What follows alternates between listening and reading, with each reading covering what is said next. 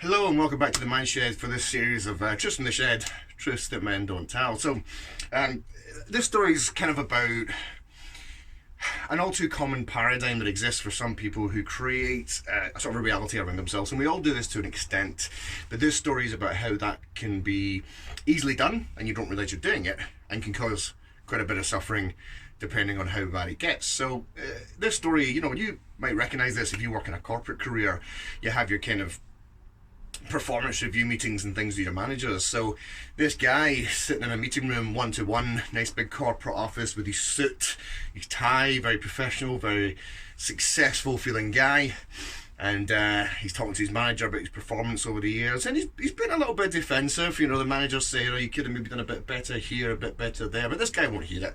He's like, no, that was brilliant, that was fantastic, I don't know what you're talking about. Starting to get quite wound up and angry. That's not uncommon. People are quite defensive about their performance, and it's difficult to receive constructive feedback. But this was delusion. This was pretending, no, I don't want to hear that. During this performance review, the manager happened to mention to the member of staff about some of his peers and his friends and colleagues who started at the organisation at the same time as him. And this manager just happened to mention that they were now managers and senior managers. If you work in a corporate environment, he was a number and they were letters, they were senior. And that was all it took.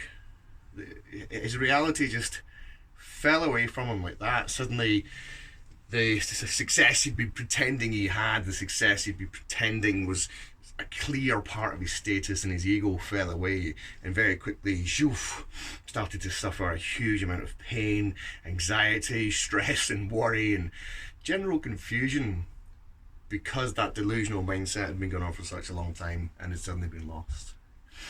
The big surprise of that story, that man was me. Of course it was. That's why I do what I do. It's why I tell these cautionary tales. So you might know a colleague like that, or a man like that, or a person like that, who very reactive, very defensive, and like me in that story there, maybe not quite fully owning up to what reality is like. If that's the case, if you spot those behaviours, that's the time to reach out. That's the time to say to them, there's a guy who's talking about reactive energy and about how to manage your mind better, and how to communicate better, and how to live life more authentically true to yourself and what you want to do. Maybe you want to have a chat to him. So it's a call to action. I used to be like that.